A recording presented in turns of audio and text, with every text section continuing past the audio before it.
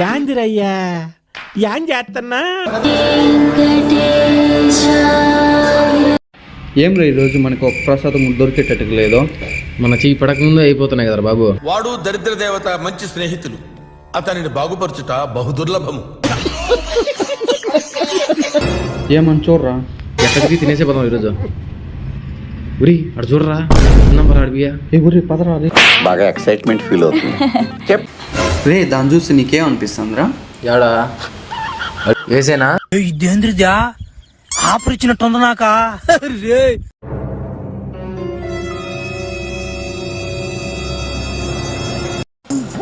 ఒరే ఎట్రా 30